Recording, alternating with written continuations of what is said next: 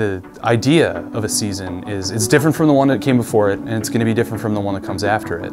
So when you try to capture a season, you want to capture what is particular about that year.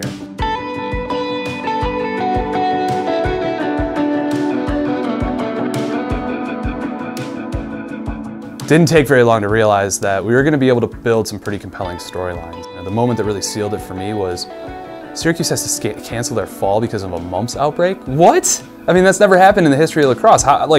There's no blueprint for how to tell that story. And that's just fall lacrosse. That's before you even get into the part that, you know, the wins and losses that actually count. Everyone's seen the highlights. Everyone's seen a college game before, but it's all those moments in between really wanted to show. I think those are the moments that stand out to me. Probably one in particular was after Ohio State had lost. Coach Myers was with the team kind of not even in the locker room, but in the hallway outside of the locker room, just kind of using it as a teaching moment. He wasn't grilling them, he wasn't on them, yelling at them for why they lost or how they lost, just using it as a teaching moment and talking more about the brotherhood that Ohio State's all about. There are two sources of feedback that I carry most. Number one were from other college coaches who were like, man, I wish you guys were doing that about us. You know, that was not lost on me, and I think that it didn't take very long for those folks to realize the commitment that had been made behind these four programs.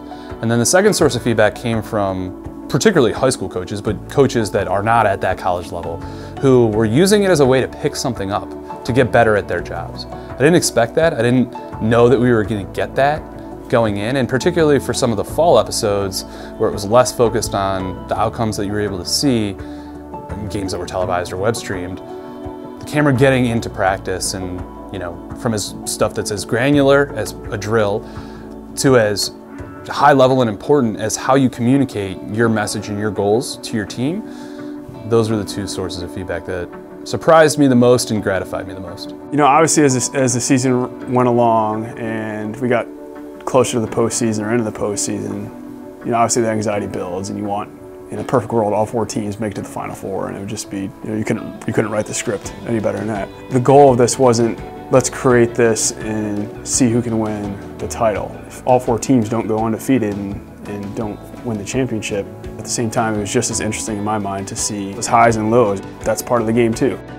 What I learned from the season 2018 is how much you have to trust. You got to trust everybody's going to do their job and get their job done. We set out at the beginning to do something unique and different than it has been done before in college lacrosse. It's safe to say we accomplished that mission because of the fact of the stories we were able to tell and the production level through Jason and his team and all the content we were able to create.